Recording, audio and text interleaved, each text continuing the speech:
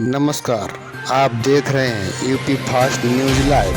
हमारे चैनल को subscribe, like, share करना ना भूलें ताकि आपको मिलती रहे हर ताज़ा खबर आपके क्षेत्र की। हम बनेंगे आपकी आवाज़, हर गली शहर की दिखाएंगे खबर। दोस्तों, वर्ष 1947 यानी जिस साल भारत अंग्रेजों से आज़ाद हुआ था, उसी वर्ष अमेरिका में एक और ही सनसनी फैली हुई थी।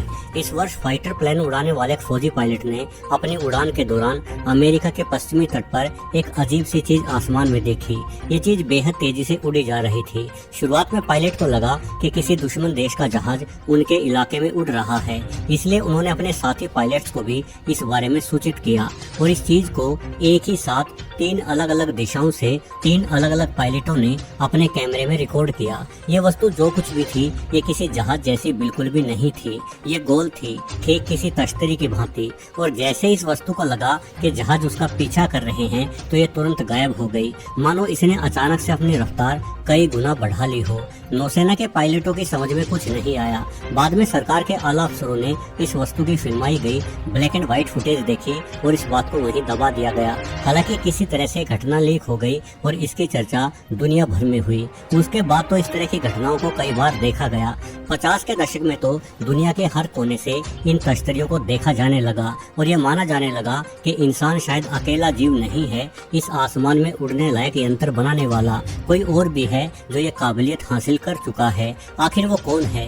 निश्चित रूप से वो इस ग्रह का तो नहीं है, क्योंकि पृथ्वी पर हमसे बुद्धिमान कोई नहीं है। तो भला आखिर कैसे हमारे आसमान में वो चीजें उड़ रही हैं जिन्हें पहचानने में हम पूरी तरह से असमर्थ हैं? चलिए आज के वीडियो में यही खोजबीन करते हैं। दोस्तों, यूएफओ अर्थात अनआइडेंटिफाइड फ्लाइंग ऑब्जेक्ट, जिसे हिंदी में अज्ञात उड़न वस्तु कह सकते हैं, को देखे जाने का दावा कोई नई बात नहीं है। हम मानते हैं कि ये ऐसे यान हैं जिन पर एलियन यानी परग्रही सवार होकर हमारी पृथ्वी की ओर आते हैं, किंतु इस तरह की घटना को साबित कैसे किया जाए, ये एक बड़ा सवाल है। मेरे ख्याल से इंसान ही इस बात का सबूत है कि एलियन हमारे ग्रह पर आ सकते हैं। इंसान को पृथ्वी पर सिर्फ 2 से 3 लाख साल पुराना जीव ही माना जाता है। उससे पहले हमारा अस्तित्व नहीं था। भले ही आपको लाखों वर्ष सुनने में अधिक लगे, किंतु हमारे सौरमंडल के जन्म के इतिहास को देखें तो ये बहुत ही थोड़ा समय है, और इस थोड़े समय में भी हम इंसानों ने अपने ग्रह से बाहर जाने में सफलता प्राप्त की है। हम चंद्रमा पर इंसान भेज चुके हैं और मंगल की तैयारी कर रहे हैं। ये माना जाता है कि डायनासोर इस पृथ्वी पर करीब 16 करोड़ वर्षों तक जीवित रहे। जरा कल्पना कीजिए, सिर्फ 2 लाख सालों से अस्तित्व में रहा इंसान यदि डायनासोर जितने लंबे समय तक यानी करोड़ों वर्षों तक पृथ्वी पर बना रहा तो हमारा विज्ञान कहां पहुंच चुका होगा। निश्चित तौर पर हम अपने सौरमंडल से बाहर के ग्रहों तक भी जाना आना शुरू कर चुके होंगे। ऐसे में बहुत अधिक संभावना बनती है कि पृथ्वी पर ना सही किंतु ब्रह्मांड के किसी अन्य ग्रह पर इंसानों जैसा कोई बुद्धिमान प्राणी पिछले करोड़ों वर्षों से रह रहा हो। ऐसे में उस प्राणी ने हमारी पृथ्वी और इस पर बसे जीवन को खोज लिया होगा और उसी ग्रह के प्राणी हमारी ओर आते हैं। अमेरिका के पेन स्टेट यूनिवर्सिटी में पढ़ाने वाले प्रोफेसर ग्रेग एगिगिन कहते हैं कि वर्ष 1945 के बाद अचानक से यूएफओ दिखाई देने की घटनाएं घटित होने लगी। अमेरिका में वाशिंगटन, यूरोप में इटली और स्पेन के साथ साथ लैटिन अमेरिका में भी अनेकों यूएफओ एक के बाद एक देखी गई। इन प्रोफेसर साहब का मानना है कि मुमकिन है ऐसा हिरोशिमा और नागासाकी पर परमाणु बम गिरने के कारण हुआ। शायद एलियंस के पास इतनी उन्नत तकनीकी हैं कि उन्होंने दूर बैठे ही पृथ्वी पर होने वाले परमाणु विस्फोटों को पकड़ लिया और उन्हें लगा कि मुमकिन है कि इंसान अब पृथ्वी को कहीं समाप्त न कर दे। इसलिए उत्सुकतावश या पृथ्वी की सुरक्षा को मद्देनजर रखते हुए ये एलियन पृथ्वी पर बार बार आते रहे।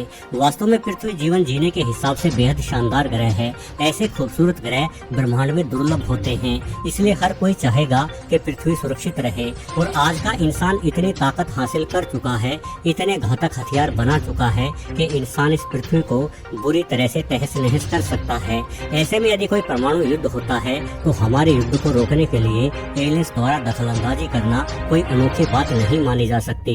1945 के आसपास सिर्फ आसमान में ही नहीं बल्कि समुद्रों में समाते और समुद्र से बाहर निकलती यूएफओ दिखाई देने की खबरें भी सामने आई थी। ये माना जाता है कि ऐसे कई सबूत नासा के पास हैं हैं जिनके आधार पर ये कहा जा सकता है कि पृथ्वी के समुद्रों को एलियंस अपने इस्तेमाल में लाते हैं। डेविड गरश नामक पूर्व वरिष्ठ अमेरिकी खुफिया अधिकारी ने अपने एक इंटरव्यू में बताया था कि अमेरिका कई वर्षों से एलियन से संपर्क स्थापित करने का एक खुफिया प्रोजेक्ट चला रहा है और इस प्रोजेक्ट में कई सारे दुर्घटनाग्रस्त हुए यूएफओ के टुकड़े अमेरिका ने अपने कब्जे में किए हैं। इन यूएफओ की तकनीक पूरी तरह से हमारी समझ से बाहर है। हम आज तक ये भी नहीं समझ पाए हैं कि आखिर ये एलियन इन यूएफओ को उड़ाने के लिए किस प्रकार का ईंधन इस्तेमाल करते हैं। डेविड का ये भी कहना है कि जो भी यूएफओ के अस्तित्व से संबंधित सबूत अमेरिका के पास हैं, उन्हें सार्वजनिक किया जाना चाहिए। भला आम लोगों को ये जानने का अधिकार क्यों नहीं है कि इस ब्रह्मांड में हम अकेले नहीं हैं, बल्कि हमारी पृथ्वी से बाहर भी अनेकों खूबसूरत दुनियाएं बसी हुई हैं और उन दुनियाओं में रहने वाले लोग हमारे दुश्मन नहीं हैं। वो चाहे तो अपने लाखों वर्ष आगे की उन्नत तकनीक से हमें पल भर में ही नष्ट कर दे, किंतु वो ऐसा नहीं चाहते। उनके लिए ब्रह्मांड के हर कोने में बसा जीवन महत्वपूर्ण है।